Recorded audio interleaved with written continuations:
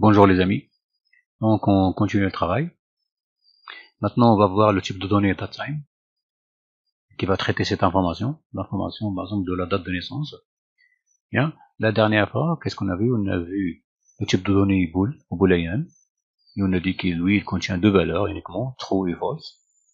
Alors, et on a vu le type de données char, et le char, lui on a dit qu'il contient un seul caractère à la fois. Voilà, 1, 2, A, B, C, ou peu importe l'alphabet que vous utilisez. Ou des symboles, vous pouvez même utiliser slash, plus, point, etc. Alors, tout simplement, ça doit être un seul caractère. Vous ne pouvez pas utiliser deux et plus. Un seul caractère seulement. Bien. Maintenant, on va voir le type de données DateTime. Et DateTime, ça traite, comme le nom le dit, ça traite quoi? Ça traite la date et le temps. La date et l'heure. Bien. Ici, nous avons la zone de texte date de naissance qui va contenir la date de naissance. Et on va voir maintenant comment traiter cette information. Bien. Alors, on a vu la dernière fois ici, parce qu'au début, lorsqu'on commence à appeler tout par string, donc bien sûr, alors on va renommer celle-là, d'accord? Sinon, vous allez la supprimer, on va pas l'utiliser. Alors vous allez venir au début de cette ligne, alors string, variable, date de naissance, celle-là, d'accord? Vous venez ici au début, d'accord? Et vous allez taper slash. Voilà, on va pas l'utiliser, d'accord? Vous descendez un petit peu, vous venez aussi, ici, d'ailleurs il a déjà souligné, il va dire ici le variable, il ne la connaît pas, alors vous venez toujours au début de cette ligne, vous mettez slash, et vous allez venir ici dans les messages box, dans tous ces messages box, on va tous les supprimer, sinon on va les mettre en commentaire, comme celle-là. Alors vous venez au début de chaque ligne, et vous mettez ça. Donc on a vu c'est quoi ça sert ce slash, ça veut dire c'est mettre en commentaire. Et mettre en commentaire, c'est dire à Visual Studio que ça, ce n'est pas à exécuter. Ces instructions, ils sont là juste pour comme en commentaire, et on ne va pas les exécuter. On enregistre. D'accord? Bien sûr, ces commentaires, ces deux slash, ils ne servent pas bien sûr qu'à mettre les choses en commentaire. Tout simplement, ils servent aussi comme indicateur, comme information qui n'est pas toujours qui n'est pas traitée bien sûr, mais juste pour informer, par exemple, pour bien organiser le travail. On a dit que pour bien organiser le travail, on fait quoi? C'est de bien nommer le variable, de bien nommer nos contrôles, ici par exemple, d'accord? On leur donne un bon nom, voilà, par exemple, ça commence par un préfixe texte, c'est-à-dire texte prénom, texte nom, texte adresse, etc. Pour les boutons aussi, button, etc. D'accord? On a vu ça. Les variables, on a vu, on va donner variable, sinon vous pouvez écrire var avec un trait d'union, sinon vous suivez votre préfixe. Parmi les choses aussi qui nous permettent de bien organiser notre travail, c'est quoi? C'est les commentaires. C'est-à-dire, à chaque fois que vous écrivez les instructions, surtout lorsque vous allez écrire beaucoup, parce qu'il viendra un jour où vous allez écrire de grands programmes qui contiennent beaucoup de code. Et pour s'orienter bien sûr, on a dit que la meilleure façon, c'est de bien nommer les objets, les contrôles et les variables, et aussi de faire des commentaires. Ça peut vous aider. Par exemple, cette partie, c'est la partie des déclarations. On a fait quoi ici? On a fait des déclarations. String, int, float, char, boolean, etc. Donc, cette partie-là, par exemple, c'est la partie qu'on a réservée aux déclarations des variables. Alors, on peut écrire comme ça. Ça nous aidera à bien s'orienter. On écrit un 2 slash. Donc, vous pouvez aussi ajouter un troisième slash. Si vous ajoutez un troisième slash, voilà ce qu'elle va se passer. Selon les versions de Visual Studio, il va vous afficher ça. Alors, tout ça, c'est un commentaire. Un commentaire, ça commence par 2. Du moment où vous écrivez 2 slash, tout le reste c'est un commentaire. Peu importe combien vous avez de slash. 2, 3, 4, 5, peu importe. Tout ça. Il suffit de 2 pour que tout le reste soit prêt comme un commentaire. Donc, ça, c'est une partie que le Visual Studio ne va jamais traiter. Il ne va pas exécuter parce que ce sont des commentaires. Et par exemple ici, vous pouvez écrire, par exemple,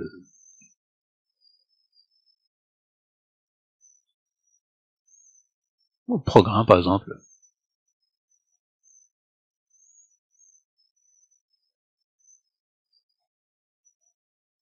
Fiche inscription, par exemple.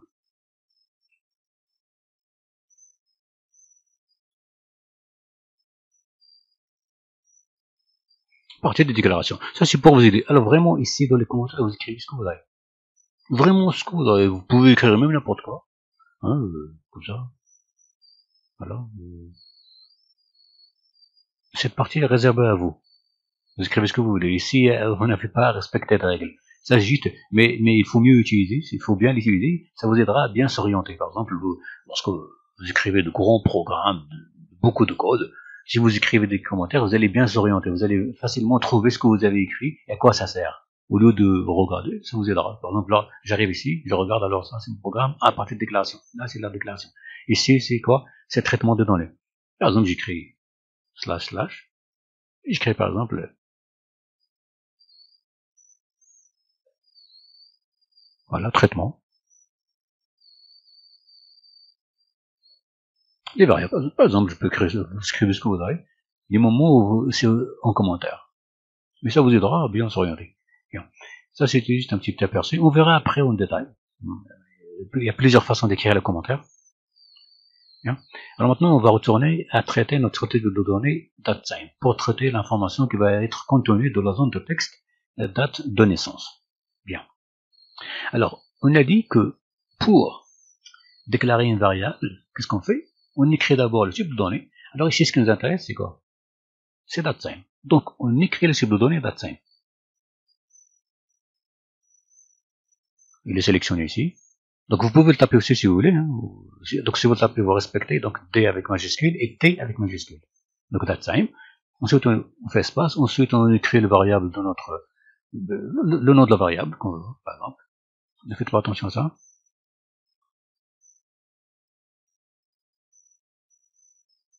Variable, par exemple. On peut créer de cette façon. Hein. On peut créer, par exemple.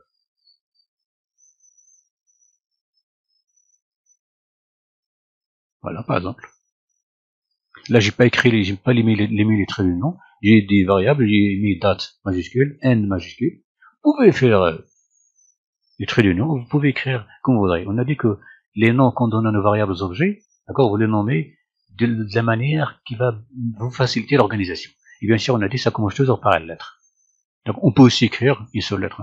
Par exemple, écrire D, tout simplement. Ou X, ou C, tout simplement. On peut écrire uniquement un seul nom. Hein.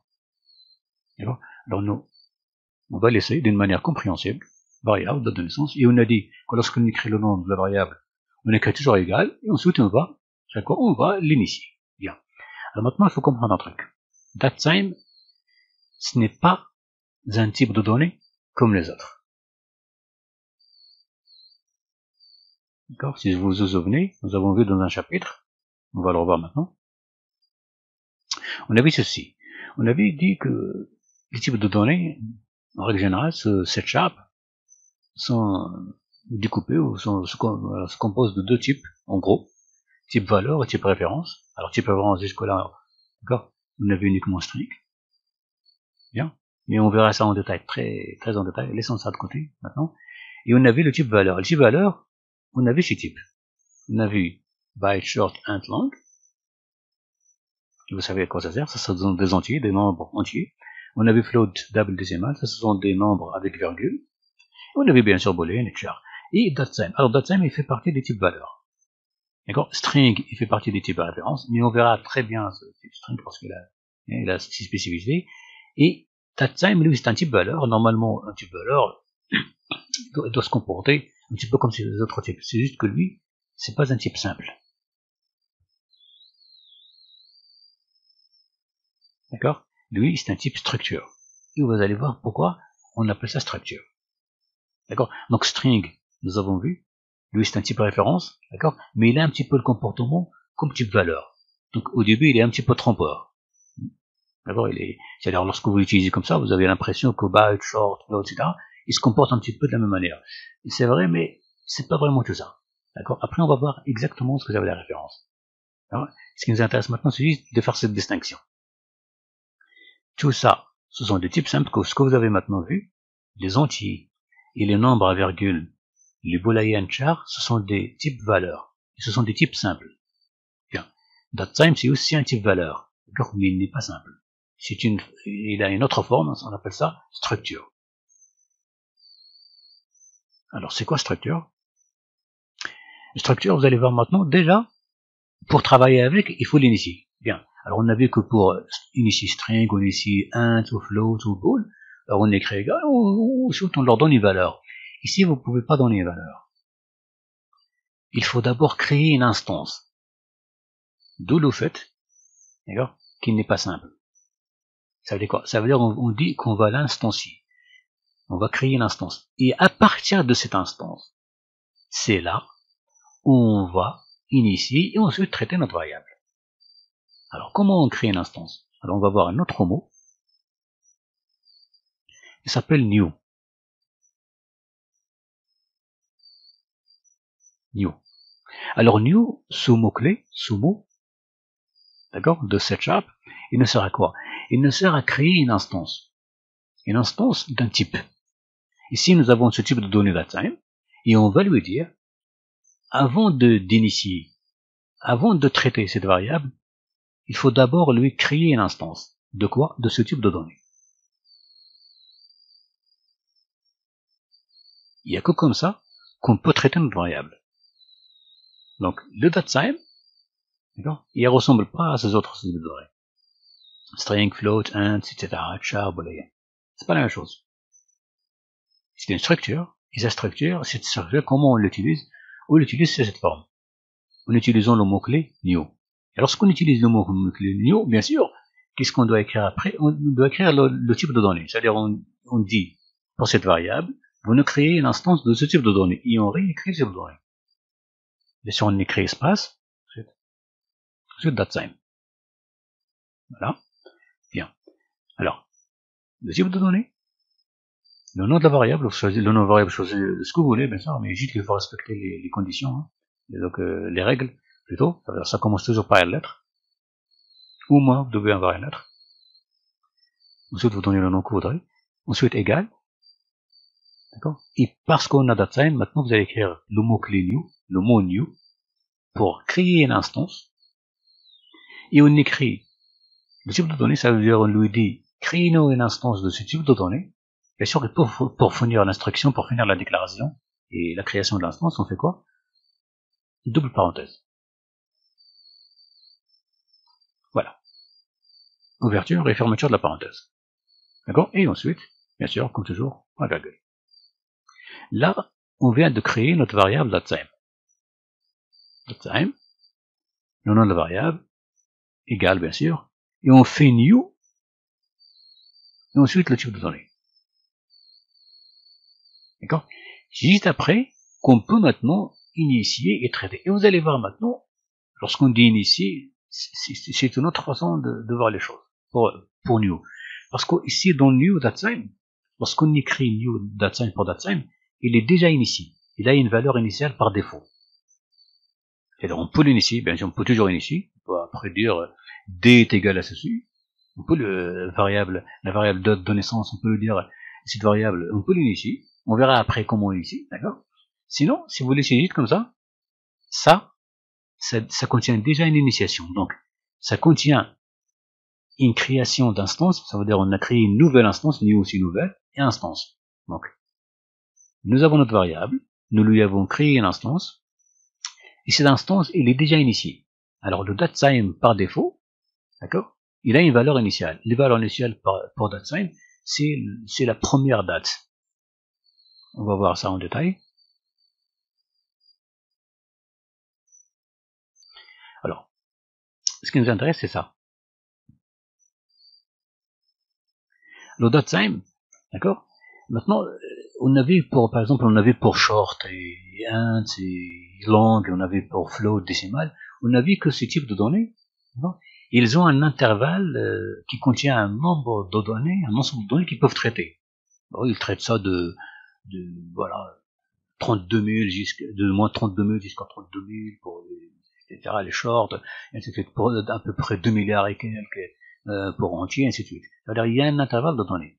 Pour datetime, c'est pareil.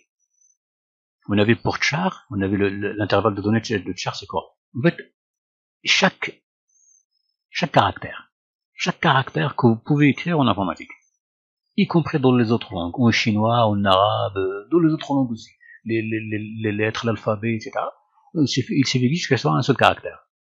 D'accord? Bien, il y a que ça. Et on appelle ça en règle générale, dans le char, on appelle ça, alors l'ensemble de ces caractères, ces ensembles de caractères, ils font partie de ce qu'on appelle l'UTF-16. Ne prêtez pas beaucoup attention à ça. On verra au fur et à mesure ce que ça veut dire. Mais juste pour donner une petite idée. Alors, ce que peut contenir un char, il peut contenir un seul caractère, d'accord? Mais n'importe quel caractère qu'on peut taper dans un ordinateur. Ordre général. Bien. Booléen, nous avons vu bien sûr quel est l'intervalle de données qu'il peut contenir. On a vu que ou bien true ou bien false. D'accord. Le champ, il n'y a que ça. Il n'y a que true et false. Il n'y a pas beaucoup de données. Voilà, c'est tout. Voilà. Maintenant, DateTime, quelles données on peut écrire? Est-ce qu'on, par exemple, on peut écrire dans DateTime, dans notre DateTime, est-ce qu'on peut écrire une date, on va dire par exemple le 20, par exemple, je sais pas moi, le 20, je sais pas, décembre, 10 900. 10 900. Ben non. Je vais vous dire 10 900, moi je peux pas le contenir. Je vais vous dire la limite des années que je peux contenir, c'est celle-là. C'est 9 999. Donc si vous dites 10 000, par exemple, imaginons vous allez dire le 20 décembre, par exemple 20, c'est correct, c'est le jour, décembre c'est 12, mais vous allez vous dire 10 900. Je veux dire 10 900 c'est trop pour moi, hein. La limite c'est juste celle-là. Et ce type de données, sa limite c'est celle-là. Pour les années. Je veux dire, moi je peux traiter les années jusqu'à 9000 et quelques. D'accord? Et le début c'est ça aussi. Le début c'est quoi? Le début c'est celui-là, c'est le 1-1, l'an 1. C'est-à-dire le 1 janvier, l'an 1. Ça commence à... Alors 00, ça c'est minuit. 000, ça c'est minuit. D'accord? Et 23h59, 59, vous avez compris ça, c'est aussi, ça veut dire après 16h00. Ça veut dire c'est la fin de la journée, directement. Juste après ça, la seconde après, vous entrez dans la nouvelle journée. Donc la limite, total time, c'est celle-là. Donc la limite c'est 9999, bien sûr, décembre 31, et l'heure 23h59, 59, bien sûr ça, si vous ajoutez une seconde, ça y est, vous entrez dans l'autre journée. Ça veut dire le jour d'après. Bien. Et ici, ça commence avec 00, ça commence à minuit 0 secondes. D'accord? Le 1er janvier, l'an 1. Ça veut dire 1. D'accord? Ça, ce sont des spécificités de l'intervalle de données que peut contenir le type de données DateTime. Bien. Alors maintenant, la valeur comme j'ai parlé, je dis lorsqu'on crée une instance de DateTime, il lui affecte directement lui-même une valeur. C'est quoi cette valeur? C'est la valeur initiale, c'est celle-là. Lorsque vous créez une instance de DateTime, par défaut, il lui donne ça. D'accord? Bien sûr, les autres types aussi, ils ont valeur par défaut. Attention. La valeur par défaut de booléen, c'est false.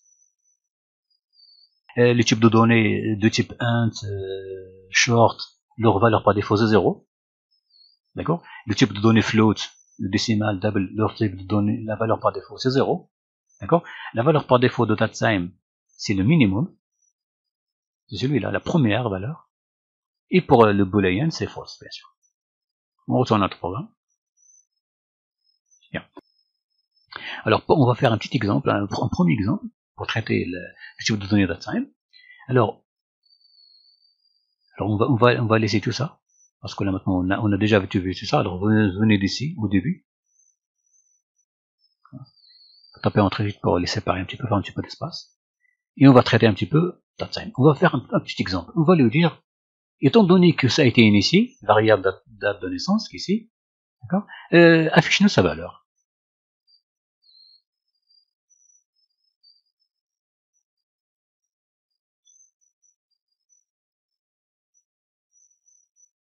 D'accord, on écrit toujours l'instruction messagebox.show. Bien, et on crée le nom de la variable.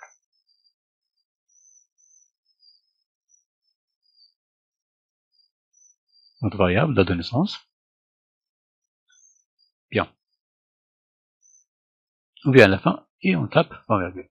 Bien, là maintenant, il nous affiche ça. Conversion impossible de type string, de type DateTime en string. C'est comme les autres. Hein. C'est comme les autres que nous avons vus. Nous avons vu pour le variable int, float, boolean, char. Lorsque vous voulez les afficher, il vous dit attention, hein, c'est pas string boolean, c'est pas string float, c'est pas string int, c'est pas string. D'accord? C'est pas une chaîne de caractères. Et du coup, vous devez le convertir. C'est comme celle-là par exemple. On avait celle-là, variable masculin, to string, variable poids par exemple. D'accord? On a ajouté toujours to string. C'est la même chose aussi. DateTime, c'est pas un string. Et du coup, si on veut l'afficher, on lui dit qu'il a converti son string.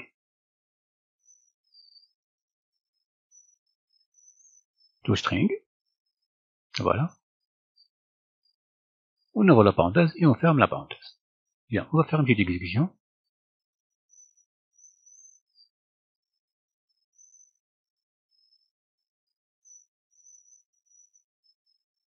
Ou bien ici, on lui dit, affiche-nous, et il nous affiche.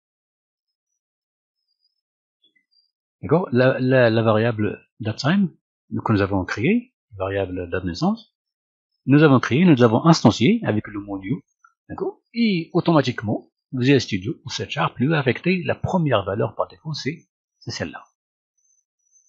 Le 1er janvier, l'an 1, et ça, bien sûr, c'est minuit. 0000. Bien.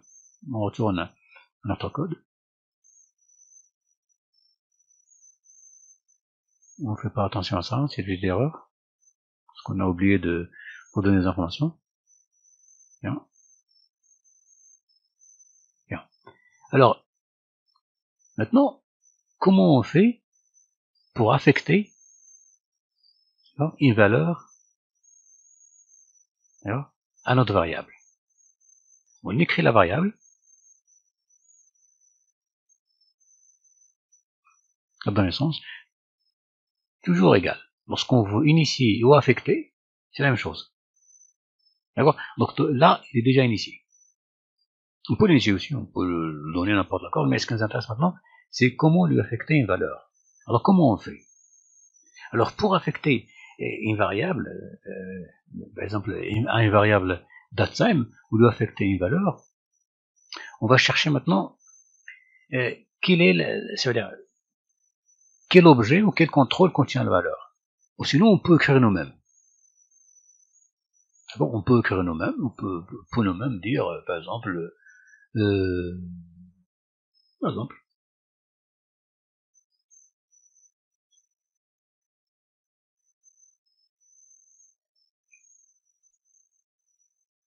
on peut dire ça, par exemple. On va dire le 1, non, pas le 1,19, bon.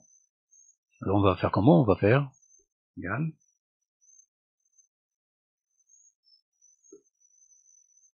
On va écrire ça, par exemple. Le 1,9, d'accord?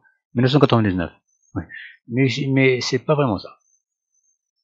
Alors on fait comment? On va l'écrire entre guillemets. Point virgule. Non, c'est pareil.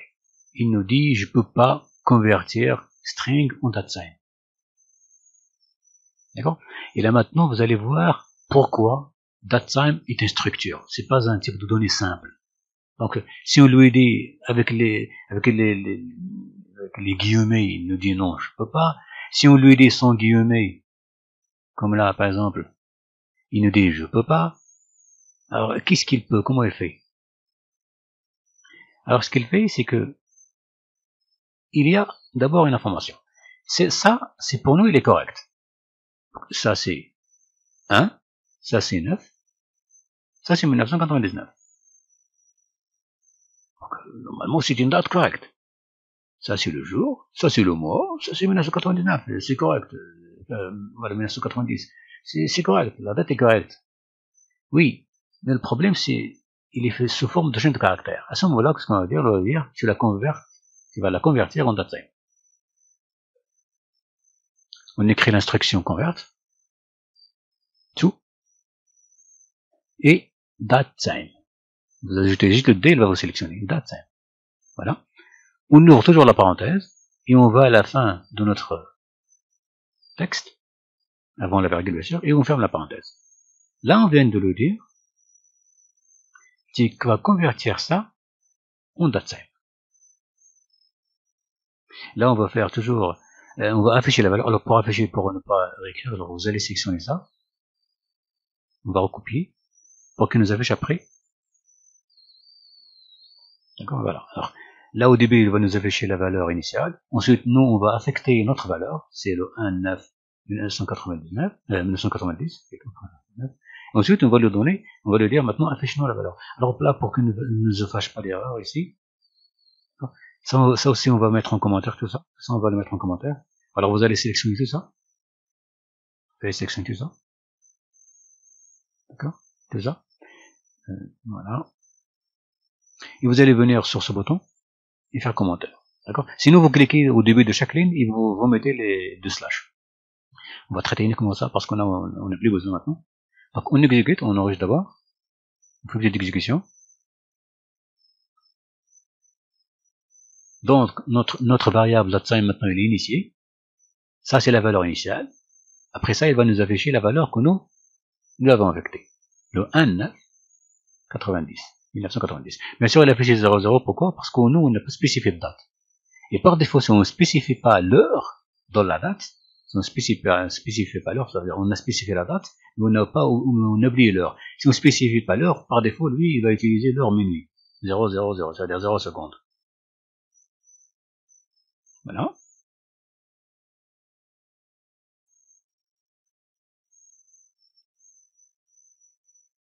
Bien. On va changer maintenant, par exemple, on va faire un autre exemple.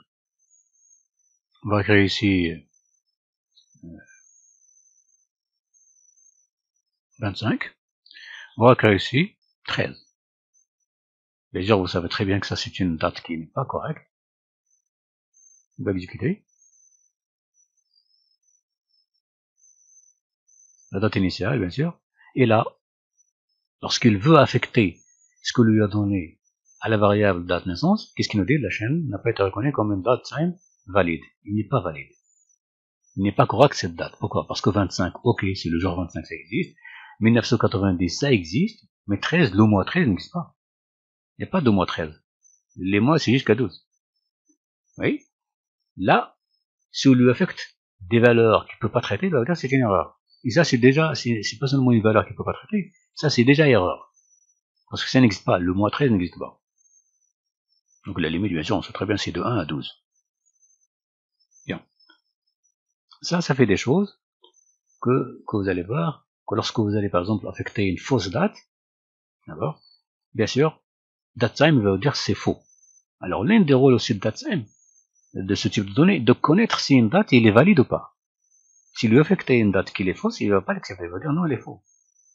Elle est fausse cette date. Bien, on va corriger, par exemple, on va mettre ici 11, par exemple. 25, 11.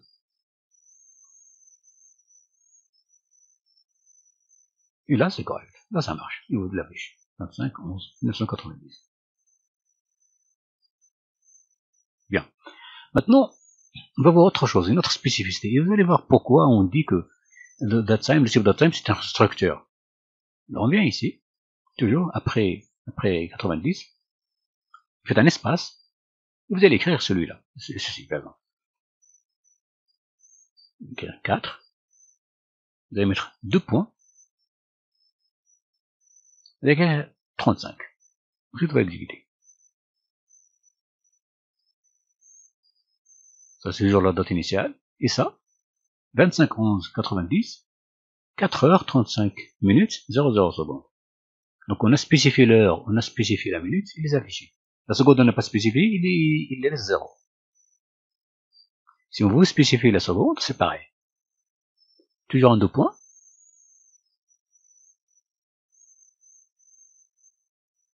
Par exemple, 55. On enregistre. Démarrer. La valeur initiale. Et ensuite, voilà, là, ça, c'est la date. Et ça, c'est l'heure. 4, 35, 55. Bien. Ça, ce sont des spécificités de notre variable de type DateTime. Et c'est pour cela qu'on dit que c'est une structure. Pourquoi? Regardez comment elle est traitée. C'est pas évident, ça veut dire c'est pas simple. Il suffit pas d'écrire une valeur, d'écrire 100 ici, ou false, ou 1000, ou 80, ou écrire ici, je sais pas, n'importe quelle valeur. Vous pouvez écrire ça, etc. Et là, par exemple, vous pouvez écrire comme ça, voilà, et ça passe. Non. Ça, c'est un petit peu, il y a toute une structure à suivre, tout un schéma à suivre, etc. Il y a aussi beaucoup d'autres choses à ajouter et à faire dans le type de données DateTime. Bien. Alors, on va continuer. On va maintenant voir comment on va intercepter cette donnée. Parce que là, on doit écrire la date de naissance. On a vu comme pour le nom, l'adresse, le téléphone, le nombre d'années d'expérience, le poids, masculin, féminin, on a vu, etc. On a vu comment faire. Maintenant, pour la date de naissance, c'est toujours la même chose. C'est-à-dire, on prend notre variable,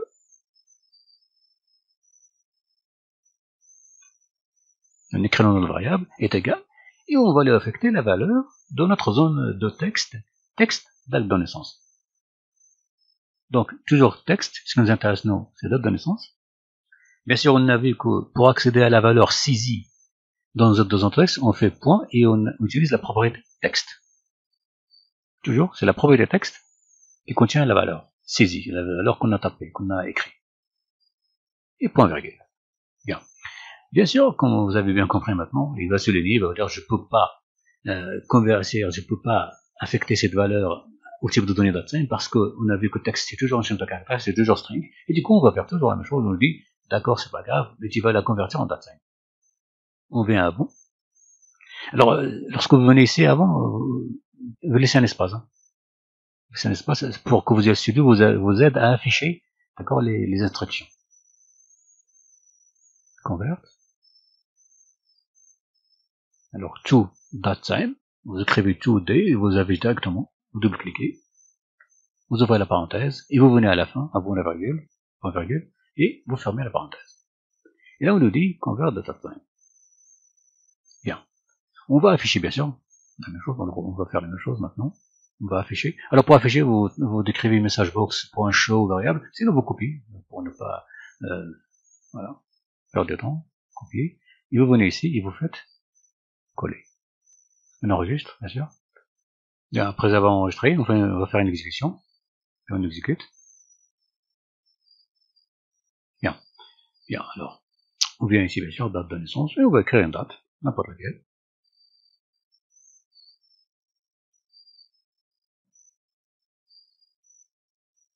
« 2/8/2000. Bien.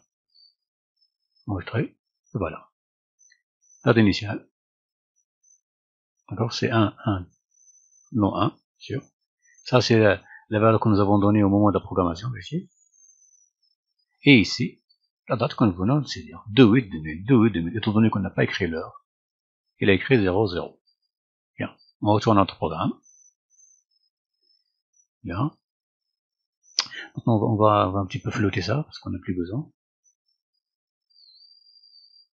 On va laisser. Donc, vous venez poser ces instructions, celle-là, celle-là et celle-là. On va laisser uniquement le traitement de la variable avec notre zone de texte. Tout ça, vous allez le mettre en commentaire. Alors, vous sélectionnez ces 3 lignes. Et vous allez venir dans ce bouton et le mettre en commentaire. On ne va pas l'utiliser parce que ça ne sert maintenant à rien. On a bien compris comment initier les choses, initialiser, etc. Alors, ce qui nous intéresse maintenant, c'est notre variable et le traitement de la valeur de la zone de texte naissance. Alors, on enregistre, bien sûr. Démarrer. Bien. Alors, on vient ici. On va faire un autre exemple.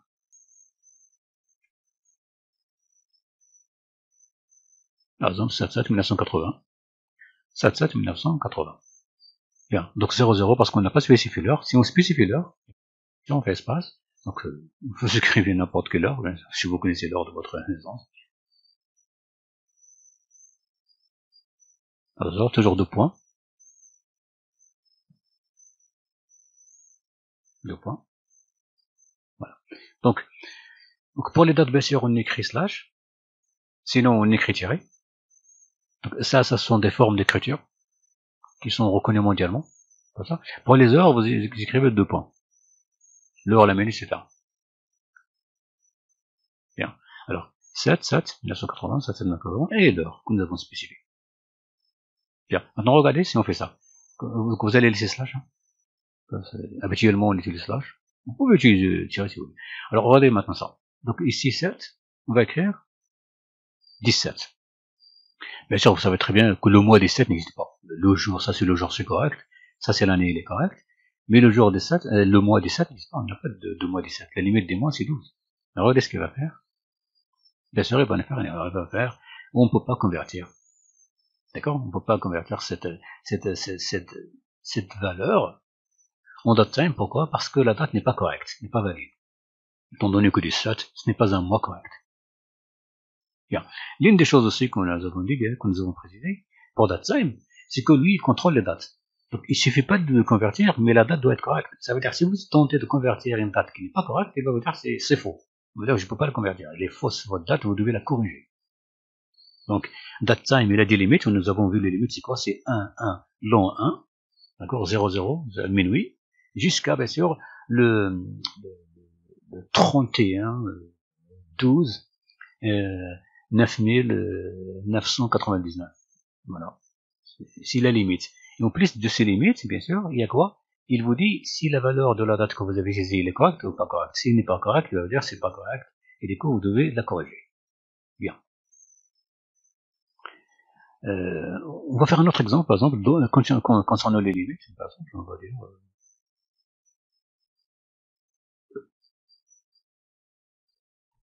par exemple, on va dire...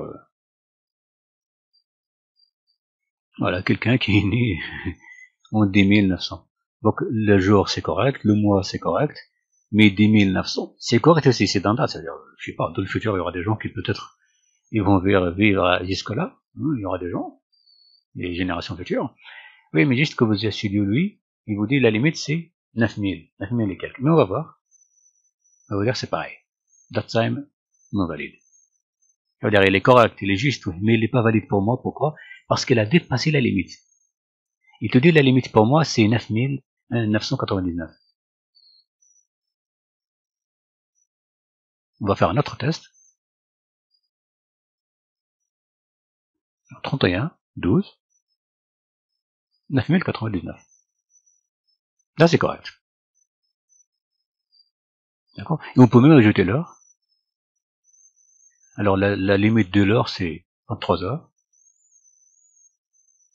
59 minutes et 59 secondes. Et là, on vous dit c'est correct.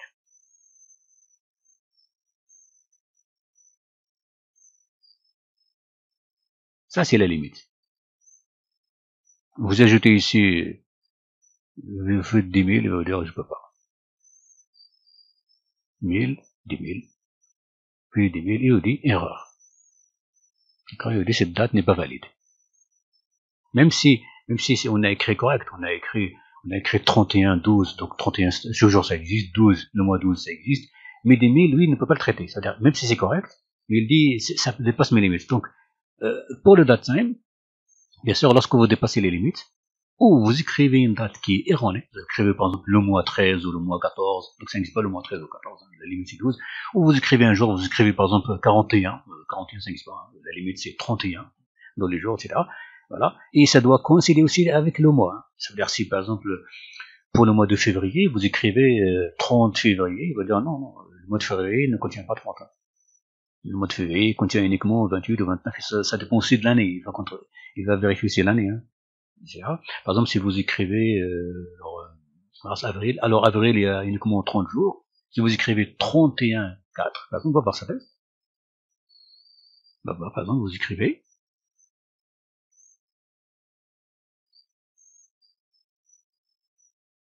donc 31, ça existe le jour 31. Le 4, ça existe, le mois de travail ça existe, 2000 ça existe. Mais le problème c'est que 31 avec 4, c'est faux. Pourquoi? Parce que le mois 4 n'a pas 31 jours. Eh oui, oui, donc tout ça font partie de la complexité un petit peu de DateTime. Donc DateTime n'est pas uniquement pour contenir des dates, mais des dates correctes. Et en plus, dans la limite qu'il peut traiter. Donc de 1, 1, 1 jusqu'à 31, 12, 9000 et quelques. Bien, ça ce sont un petit peu des spécificités liées au DateTime. Alors ce qui nous intéresse maintenant, c'est quoi? C'est savoir comment on déclare une variable DateTime. Alors voilà comment on déclare. On écrit les pseudo-données, c'est très simple, c'est comme tout le reste. Vous écrivez les pseudo-données, c'est très facile. D'accord. Ensuite espace, ensuite le nom de variable. Le nom de variable, c'est juste ce que vous avez. Juste ça doit commencer par une lettre. Ensuite, c'est à vous de décider du nom, de la façon dont vous allez nommer vos variables. Ensuite égal, comme tout le reste, on écrit toujours égal pour initier. Et ensuite, maintenant pour DateTime, pour initier, vous devez d'abord l'instancier. Ça c'est une formule que vous devez connaître par cœur, ça, maintenant. Vous devez l'instancier. Pour l'instancier, on dit new, espace, on écrit les données DateTime. Et ensuite, une parenthèse. Voilà. Maintenant, lorsque vous faites ça, il est déjà initié, vous pouvez l'initier vous-même si vous voulez. On a vu comment le faire. Il suffit de venir ici et de lui affecter une valeur. Mais juste pour lui affecter une valeur, on ne peut pas l'écrire directement, il faut dès le départ la convertir. Parce qu'un string ou un nombre, ça l'est pas. Maintenant, on va voir une autre façon d'initier une variable datetime. Alors, nous avons vu celle-là, convert datetime. Nous avons écrit, entre parenthèses, nous-mêmes, nous avons nous-mêmes écrit et nous avons converti. Maintenant, on va voir autre chose. Alors, vous allez venir ici, taper entrée, avant l'affectation de la zone de texte date de naissance. Alors, vous allez écrire ici variable date de naissance. Variable date de naissance égale. Maintenant, regardez. On peut aussi l'initier d'une autre façon. C'est quoi?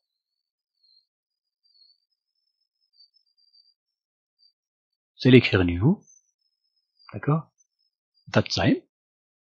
Si ça sélectionne automatiquement, vous double-cliquez. Si ça ne sélectionne pas automatiquement, imaginons que ça n'a pas sélectionné, vous l'écrivez vous-même. Votre espace, et vous écrivez datetime jusqu'à ce qu'il la sélectionne. Vous double-cliquez ici. Vous ouvrez la parenthèse. Alors, entre les parenthèses, d'accord, vous allez écrire ceci maintenant. Par exemple, 2014, par exemple. Vous allez écrire virgule, par exemple. Et dans la virgule, vous allez écrire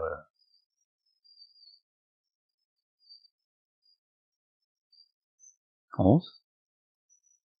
Vous allez écrire 25, par exemple. Vous venez ici, à la fin, en virgule.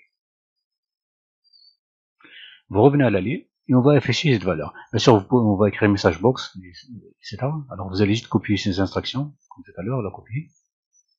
Parce qu'on va afficher la valeur maintenant, toujours. Voilà. On va voir ce qu'il va nous afficher.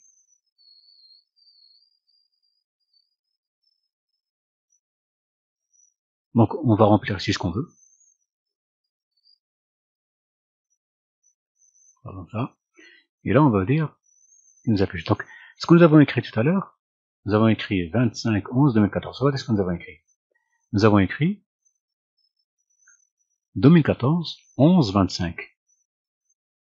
Donc, nous avons écrit New Datetime 2014 11 25. 2014 11 25. 00, bien sûr, étant donné qu'on n'a pas spécifié l'heure. Bon, ça, c'est celle-là. Super. On retourne. Il faut comprendre ce que nous venons faire. Alors, ce qu'on veut faire maintenant, on vient d'initier, on vient d'affecter une valeur. D'accord? Donc, initialement, il a la valeur par défaut, c'est 1, 1, 1. D'accord? Maintenant, nous, on a voulu l'initialiser nous-mêmes, avant qu'il soit utilisé. Alors, pour l'initialiser nous-mêmes, qu'est-ce qu'on fait? Égal. Et on crée une autre instance. D'accord? Ça, on pourrait le faire ici, mais ça, on peut le faire ici, si on veut, dès le départ. On peut dès le départ le faire ici, mais on peut le faire à ce moment-là. Alors, ça, c'est une autre façon de donner une valeur à une variable, de l'initier, ou de lui affecter une valeur, parce que ça, c'est au même moment, c'est-à-dire, vous pouvez l'initier, parce que lorsqu'on écrit new datetime, on vient l'initier. Et ici, on vient de affecter une valeur. Affectation. Ici, c'est en même temps une initiation et en même temps une affectation, si vous voulez. Alors, mais qu'est-ce que ça veut dire ici? Ce que ça veut dire, c'est que lorsqu'on ouvre la parenthèse on écrit 2014, ça c'est l'année. Lorsqu'on fait virgule, ce qui va suivre après, c'est le mois. L'autre virgule, ce qui va suivre, c'est le jour. Si on met une autre virgule, ce qui va suivre, c'est l'heure.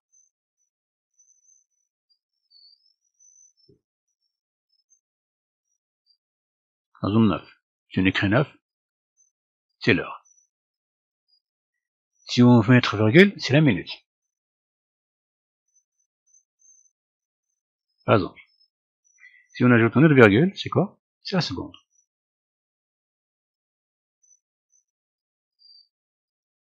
Par exemple, 8 secondes. Et on va enregistrer, démarrer. On crée ici une valeur, juste pour qu'on ne fasse pas erreur, pour qu'on ne dise pas qu'on n'a rien saisi.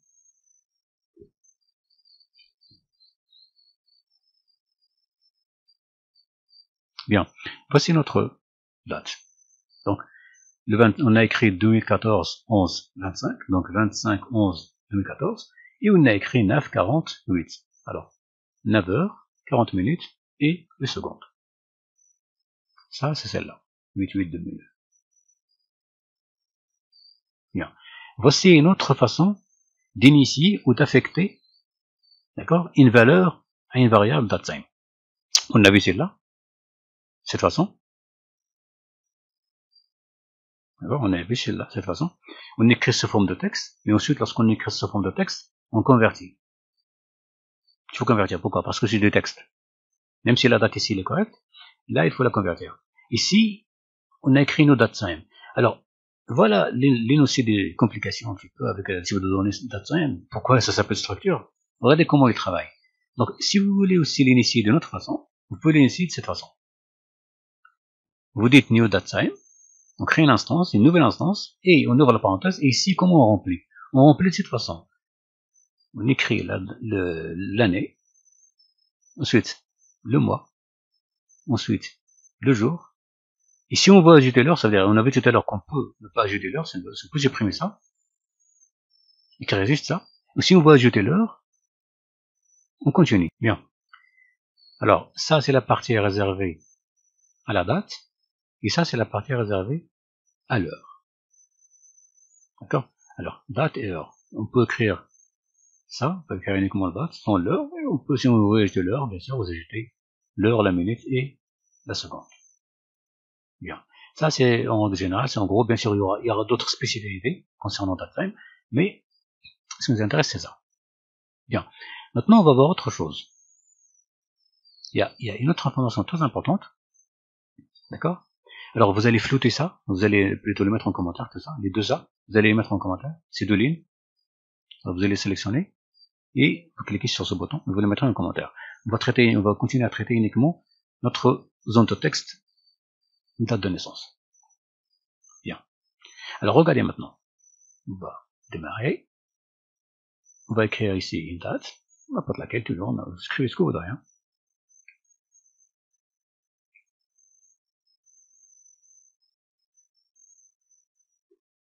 Voilà, 28-2005. 28-2005.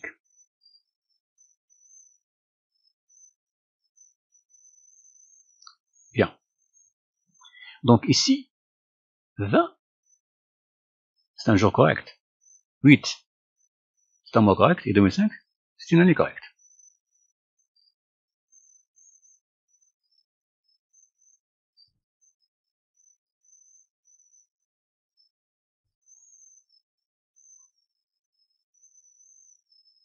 Donc, 28-12-2010, c'est correct. Donc, 28 c'est correct, 12 c'est correct, 2010 c'est correct. Bien.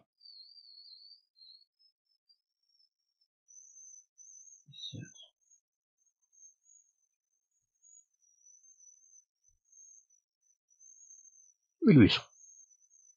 C'est correct. 17 c'est un jour correct, 9 c'est un mois correct, 1800 c'est une année correcte. Bien.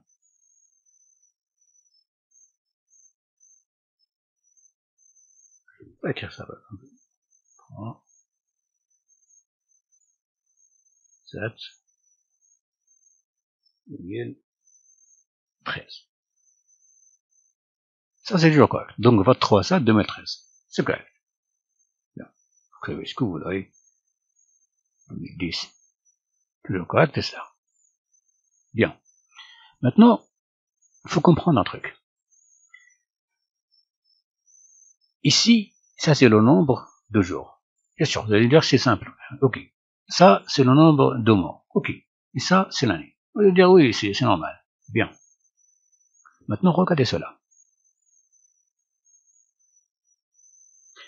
On va aller voir dans les paramètres régionaux de votre système, de votre ordinateur.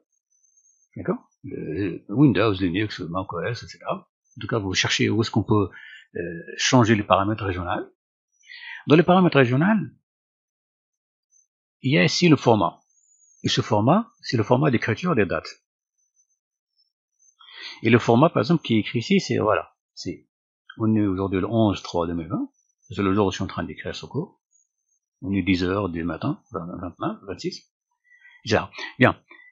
Ici, c'est quoi? Ça, c'est les jours, ça, c'est les mois, et ça, c'est les années. D'accord? Bien, maintenant, regardez ça.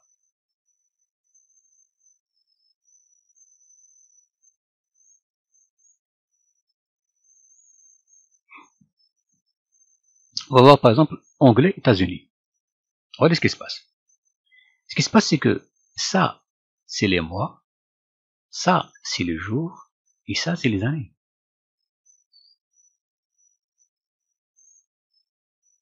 D'accord? Faut bien comprendre ça. Ça, c'est les mois, ça, c'est les jours, et ça, c'est les années. Pourquoi? Parce que le format d'écriture des dates, par exemple, lorsqu'on est dans cette forme régionale, anglais des États-Unis, n'est pas celle, par exemple, lorsqu'on écrit le format, lorsqu'on est, par exemple, en France ou au Maroc. C'est pas la même chose. Au Maroc, en France, on écrit toujours les jours, ensuite les mois, ensuite les années. Selon la forme des États-Unis, non. Le mois d'abord, ensuite les jours, ensuite les années. Maintenant, on retourne à notre programme. On va fermer ici. On va recompiler.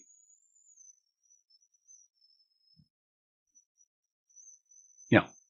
On va voir ici. Tiens. Alors, par exemple, on va dire, on est le 20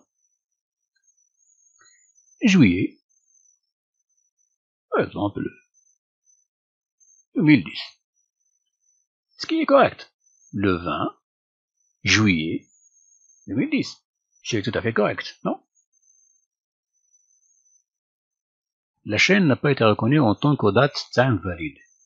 Et pourtant, tout à l'heure était valide.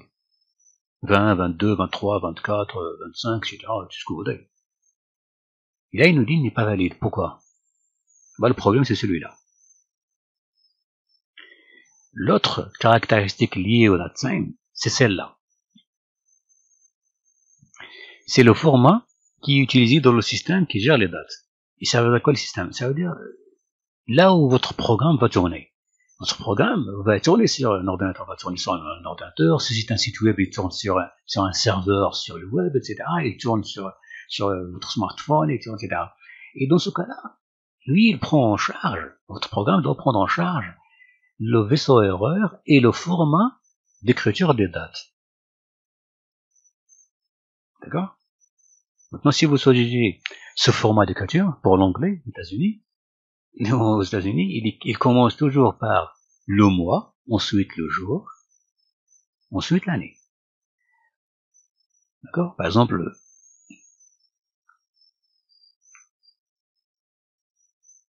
Maroc, par exemple, en arabe au Maroc, regardez, on commence par le jour, le mois, ensuite l'année. En français, c'est pareil. D'accord? Le jour, le mois, l'année. Mais en anglais, des États-Unis, hein, parce que l'anglais aussi des autres pays, non, il écrit, on va voir des exemples. On va voir, par exemple, on va dire anglais, je sais pas, on va voir Royaume-Uni. Allez, l'anglais Royaume-Uni, c'est le jour, le mois, l'année. On va voir un autre anglais, par exemple, Nigeria, par exemple.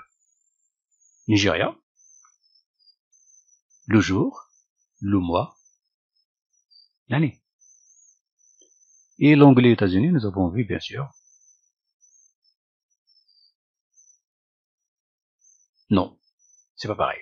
C'est le mois, ensuite le jour, ensuite l'année. Et ça dépend. Hein.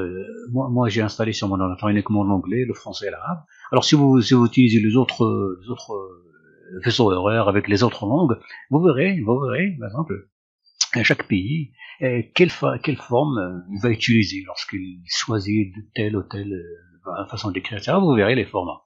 D'accord? De toute manière, ce qui nous intéresse, c'est celui-là.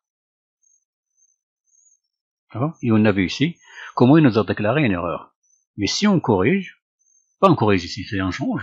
Alors si on remet ça, on va le mettre. Par exemple, Maroc, Maroc c'est aussi pareil. Hein. Maroc, c'est comme en français, ça écrit toujours jour, mois, année. D'accord? Alors si on fait France, on va laisser ça. Par exemple, c'est toujours le jour, le mois et l'année. Là maintenant,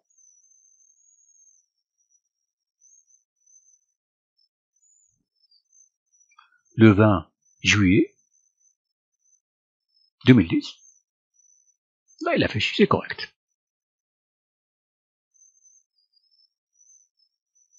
Bien. Ça, ce sont des spécificités liées au type de données DateSign. Bien. Alors, on va retourner. Donc, si vous savez entrer dans les paramètres régionaux, vous entrez. Si vous savez pas, vous laissez. Hein. Donc, vous cherchez le paramètre régional dans la recherche, vous mettez région, vous écrivez région, vous écrivez date et heure, vous écrivez paramètre régional, et là, vous affichez dans cette page les paramètres. Ensuite, vous cherchez celle-là. Le format actuel, ça met uniquement le format actuel.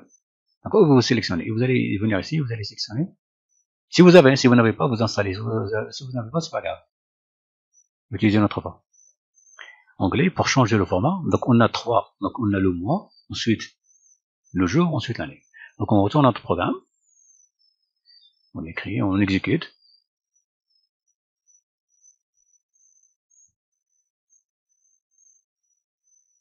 Et là, il nous dit erreur.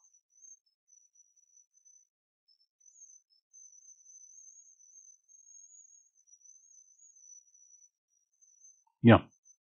Maintenant, on va voir comment, c'est-à-dire, imaginons que vous allez donner votre programme à quelqu'un.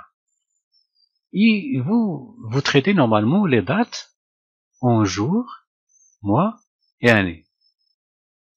Et vite, mais dans ce cas-là, comment je vais faire? Je veux dire, moi je sais pas si l'utilisateur qui va utiliser mon programme, et s'il a un autre vaisseau erreur dans lequel le format de date il change. Ça veut dire, il commence par le mois, ensuite le jour, ensuite l'année. Je fais comment? Ben, dans DateSign, on peut spécifier que nous, on va traiter uniquement les dates qui s'écrivent sous cette forme, appartenant à telle ou telle spécificité. Par exemple, on va le dire, nous, on accepte uniquement les formats de dates qui s'écrivent en jours, mois et année.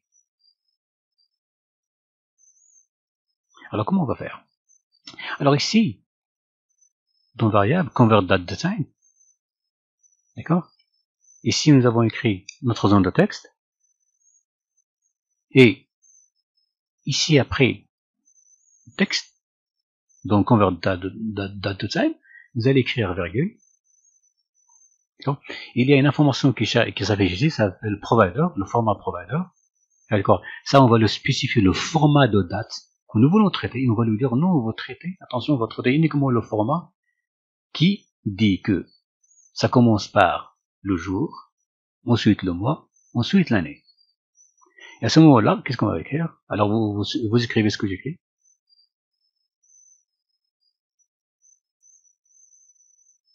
Système. Globalisation. D'accord? Culture info.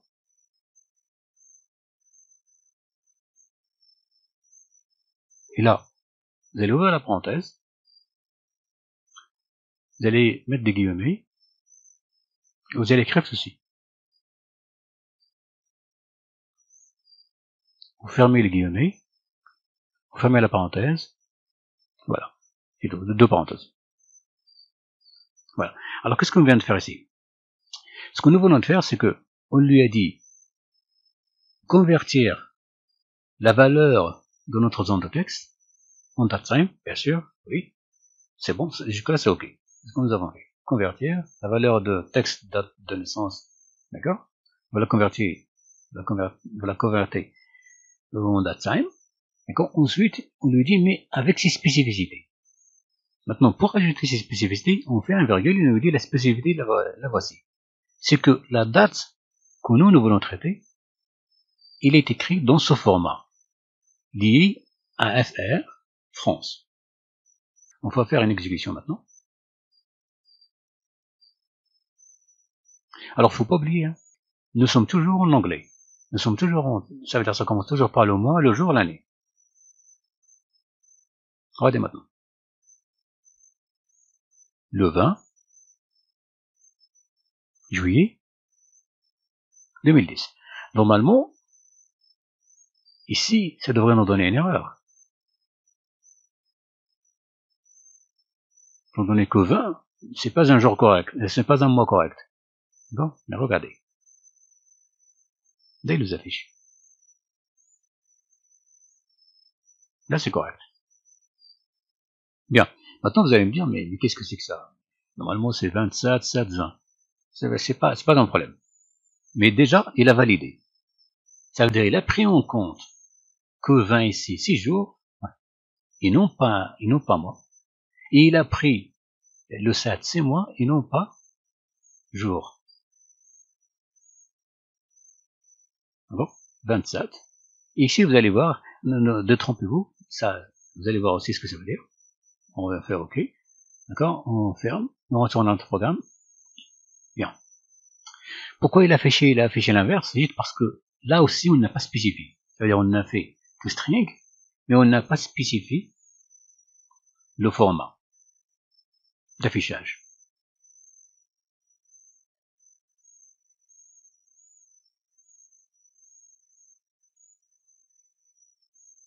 D'accord? Alors, on vient ici. Vous allez copier cette phrase. L'instruction plutôt. Vous allez la copier. Vous allez la mettre ici, entre parenthèses. Ou vous l'écrivez si vous voulez.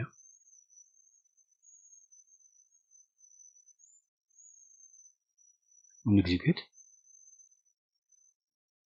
Bien, on va venir ici. Le 20 juillet 2010. Et là, le 20 juillet 2010.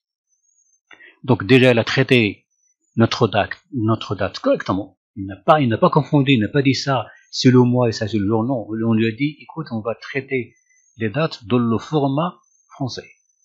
Et le format français comme le format marocain, comme le format anglais, comme le format allemand, etc. Européen en règle générale, en Afrique aussi en règle générale. C'est quoi? Ça prend en compte, d'accord, les dates sous cette forme. Le jour d'abord, le mois après, et ensuite l'année. Et il y a bien sûr certains pays qui utilisent le format des États-Unis, qui ça commence par le mois d'abord, le jour après, et ensuite l'année. Bien. Voilà. Là, on lui a dit, parce que là, chaque fois que vous allez, lorsqu'on a ce format, à chaque fois, votre système vous allez utiliser une donnée, il va traiter sur cette façon. À chaque fois. Et vous devez à chaque fois lui dire, attention, nous, on utilise cette façon de traiter les données. Alors, on va voir autre chose. Par exemple, on va voir un autre truc. Je vais comprendre ce que ça veut dire maintenant, ça. Alors, MA, c'est le diminutif international de Maroc. FR, c'est le diminutif international de France. D'accord, bien. On va exécuter.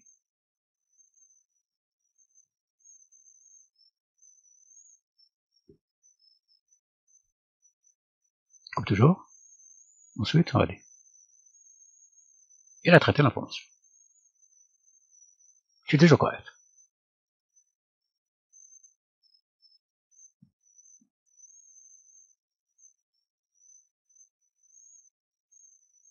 Bien. On ferme, on vient ici. Bien. Alors maintenant, on va voir autre chose. Toujours avec le .time. Toujours avec le type .time. Ici, nous avons écrit affiche-nous la valeur de la variable .time. Et on lui a dit, vous les affichez, mais lorsque vous l'affichez, vous l'affichez avec ses spécificités. Bien. Alors maintenant, ici, avant new, vous allez faire un espace. Vous allez venir ici, juste après la parenthèse. D'accord? Vous allez écrire cela. Vous allez mettre 2 guillemets et virgule. D'accord? Ensuite, à l'intérieur de ces guillemets, vous allez faire ceci. Vous allez écrire DD, vous allez faire espace, vous allez faire majuscule M, espace, et vous allez écrire YY. D'accord? Ensuite, vous exécutez. Vous enregistrez, bien sûr, et vous exécutez. On va écrire toujours notre date. Le 20 juillet 2010. Regardez maintenant. Mardi juillet 2010. Pourquoi mardi? Pourquoi juillet? Pourquoi elle écrit juillet? Alors 2010 c'est l'année, ok, d'accord. Mais pourquoi juillet? Et pourquoi mardi? Parce que ici, nous lui avons dit, lorsqu'on écrit 4M, ça c'est une autre façon de formater la date.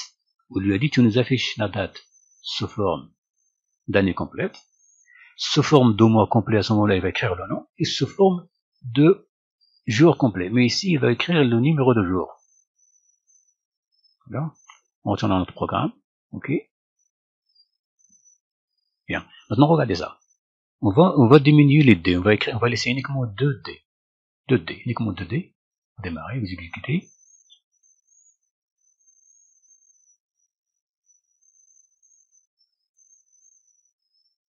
Regardez. Là, il a écrit 20 juillet 2010. Alors, pourquoi tout à l'heure, il a écrit mardi? Il a écrit, voilà. C'est quoi? Bah, mardi, c'est le nom de jour qui convient à 20 juillet. D'accord. Voilà, on va voir maintenant. Vous allez voir tout. Ça, ce sont un petit peu les rouages des datetime. On va faire ça maintenant. Vous allez faire des dés. Vous allez faire ça aussi.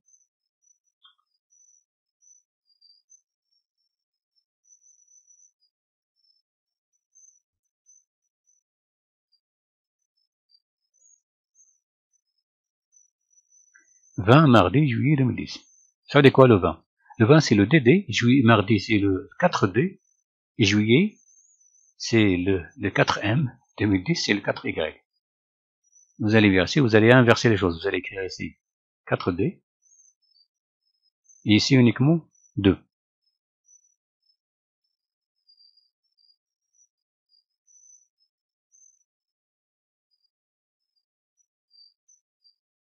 Voilà, mardi 20 juillet 2010. Nous avons écrit juste le 20 ça 2010, mais il a écrit là en total. Pourquoi? Parce que cette façon de faire, on appelle ça formater une date. Donc on écrit le string, on ouvre la parenthèse, on écrit le format ici. Ensuite on fait la virgule, et lorsqu'on fait la virgule, on le spécifie le vaisseau erreur avec son format d'affichage. Le vaisseau erreur c'est Maroc, ici le format d'affichage français. Et aussi Maroc, vous allez voir aussi, on va utiliser autre chose, vous allez voir. Mais il faut comprendre ça. Alors quoi? Lorsqu'on écrit DD, c'est day. Alors D, c'est day. M, c'est month. Y, vous allez voir, bien sûr, vous savez, c'est hier, l'année. Alors, si on fait ici, uniquement 2M, vous allez voir ce qu'il va écrire.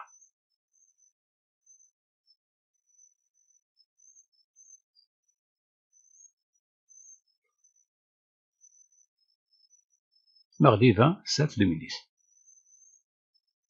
Et il n'a pas écrit les slash. Pourquoi? Parce que les slash, c'est à nous de les ajouter. Imaginons qu'on va faire ça. On va voir ce qu'il va afficher.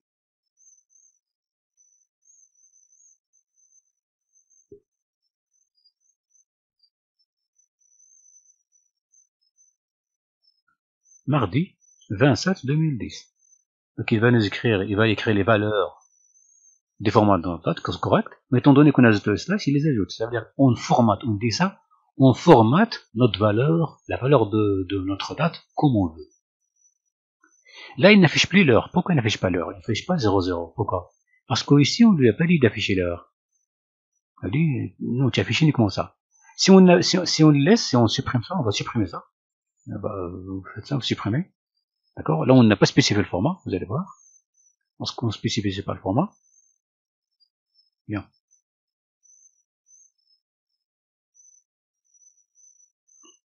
Voilà. Donc, étant donné qu'on n'a pas spécifié le format, il va écrire le format habituel, avec bien sûr, il prend en compte la définition de culture informe que nous avons dit, FR Maroc. D'accord? Et étant donné qu'on n'a rien dit par rapport à l'heure, il affiche par défaut. Parce qu'on n'a pas formaté la date. Il écrit de cette façon, en règle générale, il va l'écrire de cette façon. Il va prendre la spécification de culture info, donc il va pas inverser le mois et l'année, et le jour. D'accord? Il va toujours écrire le jour, le mois et l'année. Mais étant donné qu'on n'a rien dit à propos des dates, ni même de la format de ça, il va les afficher dans un format tout à fait habituel, avec l'heure bien sûr 00. Donc on annule ce qu'on devait supprimer. Bien. Et on va voir comment afficher l'heure. Par exemple, celui d'ici, on fait toujours espace, hein, attention, on sépare toujours avec un espace la date et l'heure, ou il écrit par exemple HH. Et sûr, vous avez compris, c'est hour, c'est heure. Toujours deux points. Et minutes, par exemple.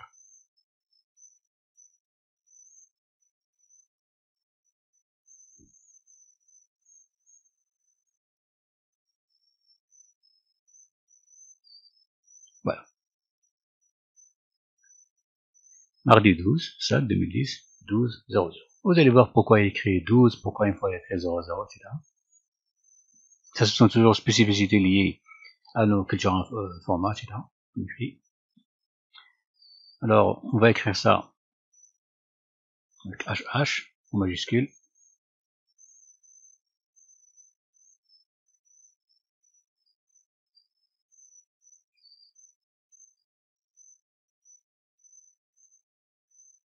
Là, il écrit 00. Alors, tout à l'heure, ça veut dire quoi? C'était quoi? Pourquoi tout à l'heure, il a écrit 12 et maintenant il écrit 00?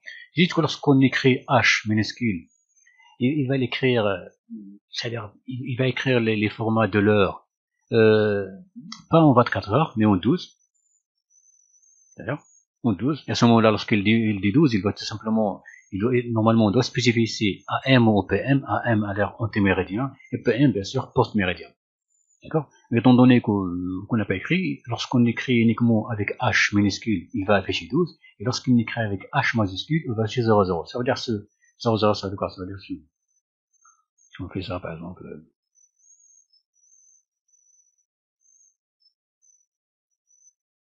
18h30 minutes, il va écrire 18h30 minutes. Bien.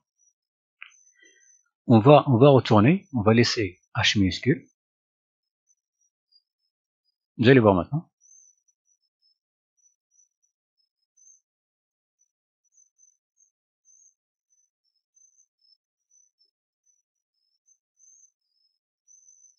« 18h. » Alors, maintenant regardez ce qu'il a fait.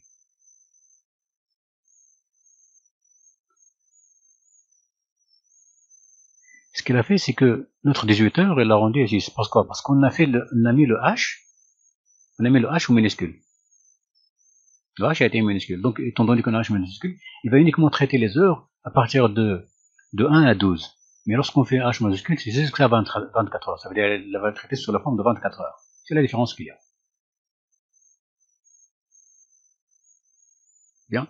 Ça, ce sont un petit peu le rouage de la programmation DataTime. Bien. Alors, c'est tout pour aujourd'hui. Bien sûr, il y a beaucoup de choses à voir. On verra ça au fur et à mesure. D'accord? Essayez de focaliser juste un petit peu sur ça. Ce qui nous intéresse ici, c'est quoi? C'est comment déclarer une variable DataTime. Ça veut dire qu'on commence toujours par le type de données. On écrit le nom de la variable. D'accord? Ensuite, new DataTime. Ça veut dire on crée une nouvelle instance. On instancie le type de données DataTime pour l'utiliser pour notre variable. Ensuite, nous avons vu comment utiliser, comment initier, comment affecter la valeur, et c'est un petit peu ça le format. D'accord? Mais si on verra ça au fur et à mesure, tout ça, on va voir au fur et à mesure, on traitera très bien comme il se doit. Là, c'est juste une petite introduction au type de données DataTime. Bien. À la prochaine.